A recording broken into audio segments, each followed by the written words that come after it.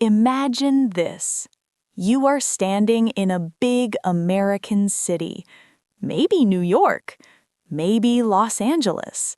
You just arrived. Your phone is dead. You have no GPS. You need to find your hotel. The street signs make no sense to you. People are walking fast. Everyone looks busy. Your heart is beating fast. You feel that panic rising up inside you. And then someone walks past you, and you open your mouth to say something, and nothing comes out. Complete silence. You just stood there. You watched that person walk away, and you stayed lost. That moment right there, that is not a language problem. That is a confidence problem. And today, on day 14 of the 30-day English Shadowing Challenge, we are going to fix that forever. Welcome back. I'm so glad you are here. My name is Aisell, and this is Speak English with Aisell. If this is your first time here, welcome to the family. And if you have been here since day 1, you already know that this challenge is changing the way you speak English. Every single day, one lesson at a time.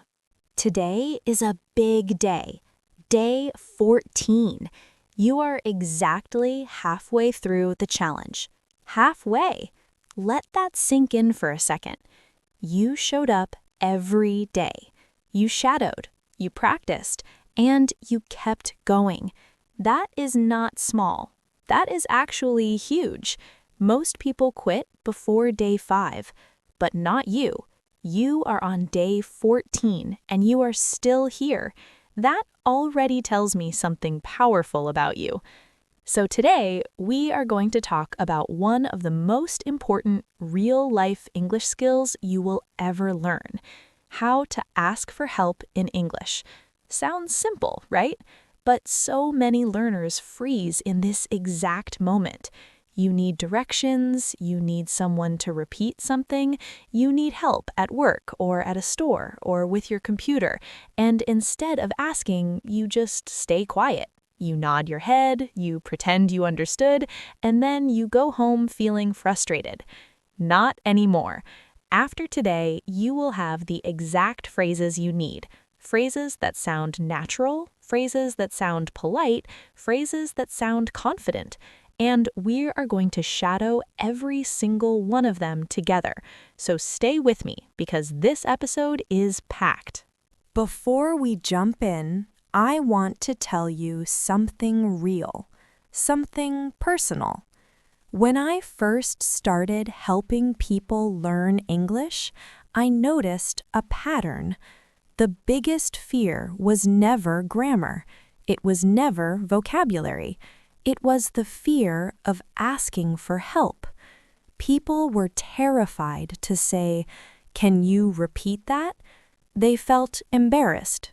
They felt like it made them look weak or unintelligent. But here is the truth. Asking for help in any language is a sign of strength. It means you care enough to understand correctly. And in American culture, asking for help is completely normal. People do it every single day without hesitation. So today, we are going to make that feel natural for you too. All right, let us get into it. We are going to learn phrases in 5 real-life categories. Number 1 is asking for help in general. Number 2 is asking someone to repeat or slow down. Number 3 is asking for directions. Number 4 is asking for help at work or school. And number 5 is asking for help in stores and public places. For every phrase, we're going to shadow together. I will say it once at natural speed, then once slowly, then you say it out loud. Ready? Let us go. Category 1. Asking for help in general. Can you help me, please? Say it with me. Can you help me, please? Good. Feel the natural rhythm of that sentence. Can you help me, please? I need some help. Say it. I need some help. Again. I need some help. Beautiful. Could you do me a favor? This one is very American, very natural. Could you do me a favor? Say it slowly. Could you do me a favor? And again, at full speed. Could you do me a favor? Would you mind helping me for a second? This one sounds extremely polite and native. Would you mind helping me for a second? Slow version. Would you mind helping me for a second? Now your turn at full speed. Would you mind helping me for a second? Is there any way you could help me with this? Say it. Is there any way you could help me with this? Again, is there any way you could help me with this? Perfect. I was wondering if you could give me a hand. This phrase, give me a hand, means help me, very common in American English. I was wondering if you could give me a hand. Slow. I was wondering if you could give me a hand. Full speed. I was wondering if you could give me a hand. Excellent work. Now let us move to category 2. This one is so important. Asking someone to repeat or slow down. Because the truth is, native speakers talk fast, sometimes very fast, and it is completely okay to ask them to slow down or say it again. Sorry, could you say that again? Sorry, could you say that again? Slow. Sorry, could you say that again? Now you. Sorry, could you say that again? I did not quite catch that. This is very natural. It means I did not hear you clearly. I did not quite catch that. Slow version. I did not quite catch that. Full speed. I did not quite catch that. Could you repeat that, please? Simple and polite. Could you repeat that, please? Say it. Could you repeat that, please? Could you speak a little more slowly, please? Perfect for when someone is talking too fast. Could you speak a little more slowly, please? Slow. Could you speak a little more slowly, please? Full speed now. Could you speak a little more slowly, please? I'm sorry, I missed that. Could you say it one more time? This is a longer phrase, but very natural and very polite. I'm sorry, I missed that. Could you say it one more time? Shadow it slowly. I'm sorry, I missed that. Could you say it one more time? Now at full speed. I'm sorry, I missed that. Could you say it one more time? What did you say? Short, direct, very common in casual conversation. What did you say? Say it. What did you say? Now I want to stop here for a second. I want you to do something. I want you to look at yourself right now and think about the last time you nodded your head and pretended to understand something in English when you actually had no idea what the person said. We have all done it, every single one of us. But imagine how different that conversation would have been if you had simply said, I am sorry I missed that.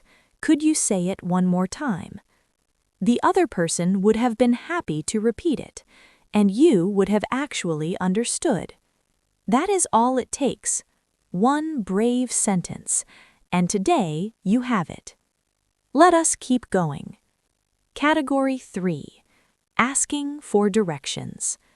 This is the scenario from the beginning of our episode today.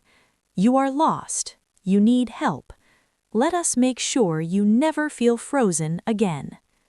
Excuse me, could you tell me how to get to the nearest subway station? Slow version. Excuse me, could you tell me how to get to the nearest subway station? Full speed. Excuse me, could you tell me how to get to the nearest subway station? I'm looking for the city library. Do you know where it is? Say it. I'm looking for the city library. Do you know where it is? Is this the right way to downtown? Short and useful. Is this the right way to downtown? Say it slowly. Is this the right way to downtown? Could you point me in the right direction? This is a great phrase, very natural. Could you point me in the right direction? Slow. Could you point me in the right direction? Full speed. Could you point me in the right direction? I think I'm lost. Can you help me figure out where I am? Perfect for that panic moment. Shadow it. I think I'm lost. Can you help me figure out where I am? Slow. I think I'm lost. Can you help me figure out where I am? Full speed with confidence. I think I'm lost. Can you help me figure out where I am? How far is it from here? Super useful, short question.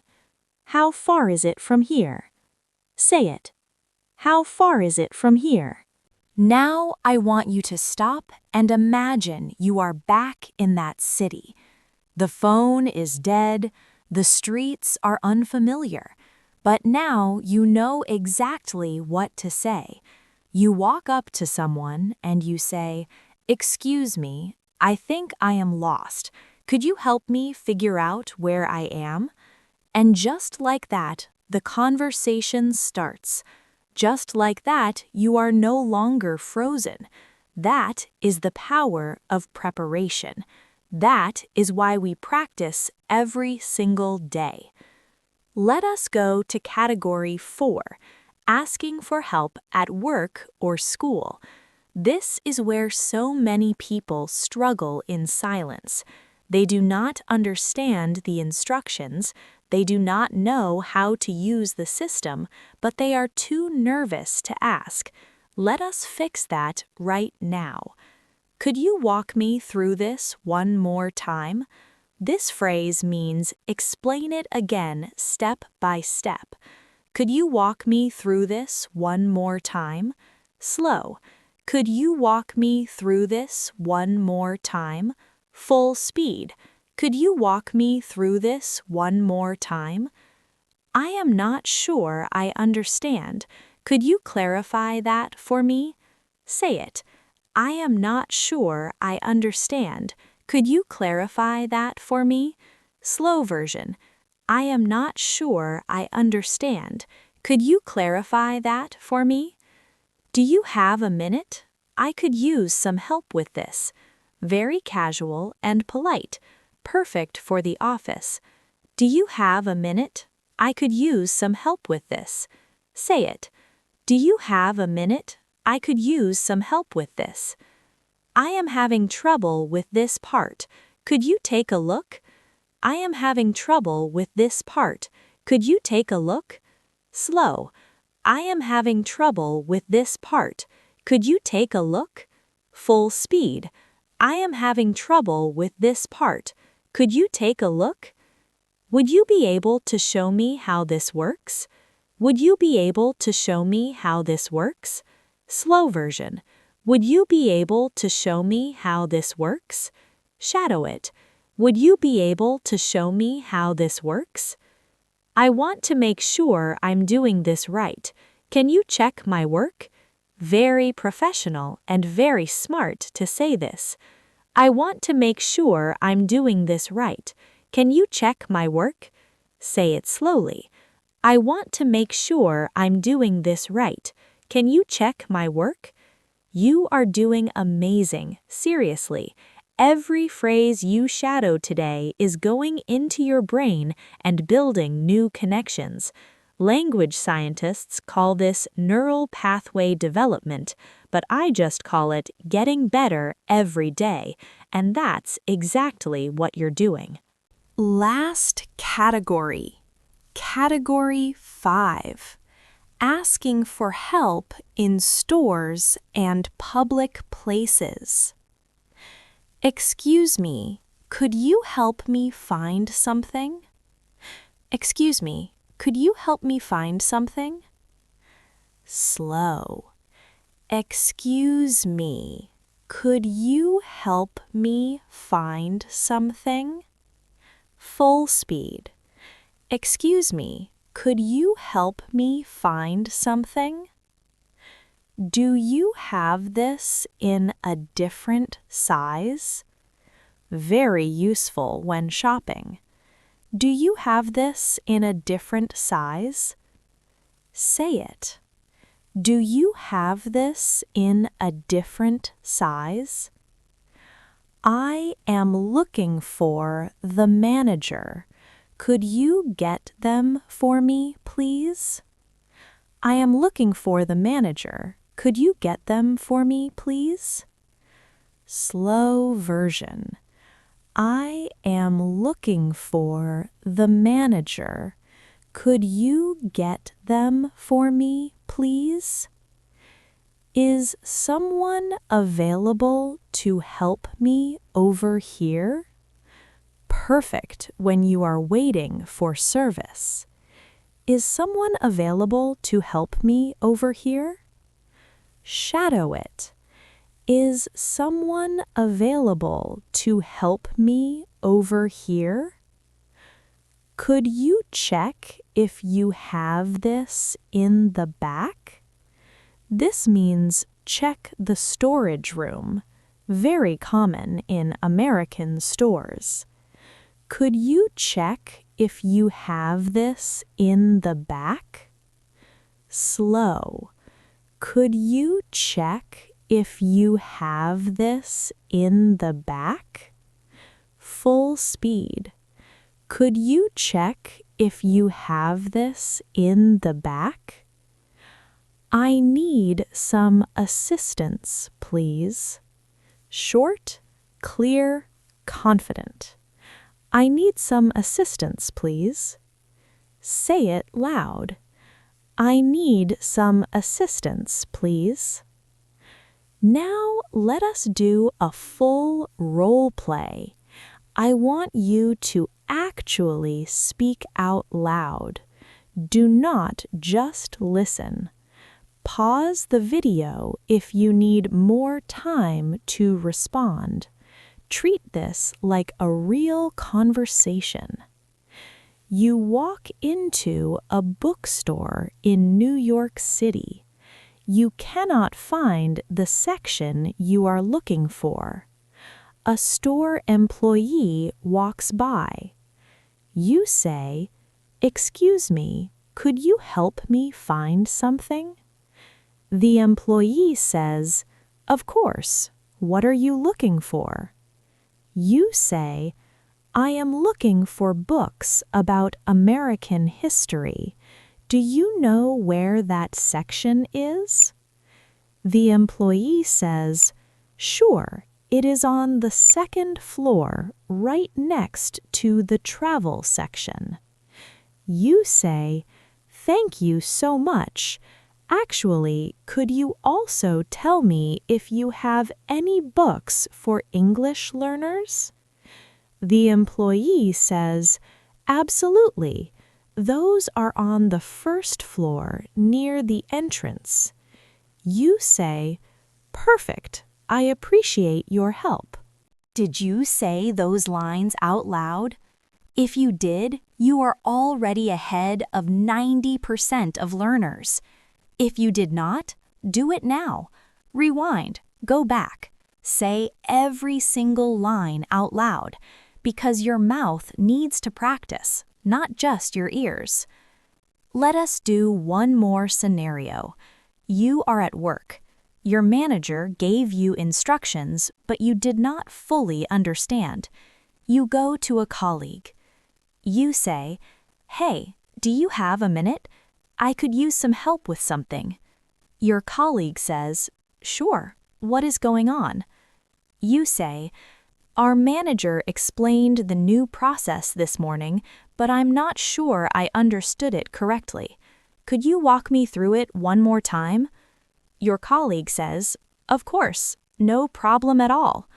You say, I really appreciate it. I just want to make sure I'm doing this right. That conversation is completely natural. It is completely professional, and you just said it. You did that. Now, here is something I want you to remember forever. The most fluent English speakers in the world ask for help all the time. Americans ask each other for help every single day. Asking for help is not a weakness. It is communication. It is connection. It is exactly what language is for. You are on day 14. You have come so far. You have learned how to introduce yourself, how to talk about your day, how to make small talk, how to order food, how to go shopping, and now you know how to ask for help in any situation. Your English toolkit is getting powerful. Here is your challenge for today. I want you to use at least 2 of the phrases from this episode in a real situation today. Maybe you ask a coworker for help. Maybe you ask someone on the street for directions. Maybe you ask a store employee for assistance. Whatever it is, do it out loud in real life. And if you cannot do it in real life today, write it out. Practice the full conversation by yourself, out loud, in your room, in the mirror. It does not matter where. What matters is that you speak. And now I have a very special request for you. If this episode helped you, if you learned something today, if you feel more confident about asking for help in English, I want you to go down to the comments right now and type the word helper. Just that one word, helper. It lets me know that you made it through the full video. It tells me that you are committed. It shows our whole community that you showed up today. And our community in the comments is one of the most supportive groups of English learners anywhere in the world. So go ahead, type helper right now. And before you go, make sure you are subscribed to Speak English with Aisell, because tomorrow is day 15. We are halfway through the 30-day challenge, and the next episode is going to be one of my favorites. We are going to talk about how to express your feelings and emotions in English, because English is not just about information, it's about connection, and you are going to learn how to connect on a deeper level in tomorrow's episode. Hit that notification bell so you do not miss it. Share this video with one friend who is learning English right now, because the best way to grow is to grow together. You are doing something incredible. Every single day, you are choosing to show up. You are choosing to improve. You are choosing to build a better future for yourself through language. That is not easy, but you are doing it anyway, and I am proud of you for that. I will see you tomorrow on day 15. Keep shadowing, keep practicing, keep showing up. You are so much closer to fluency than you think. This is Aisell, and I will see you in the next one.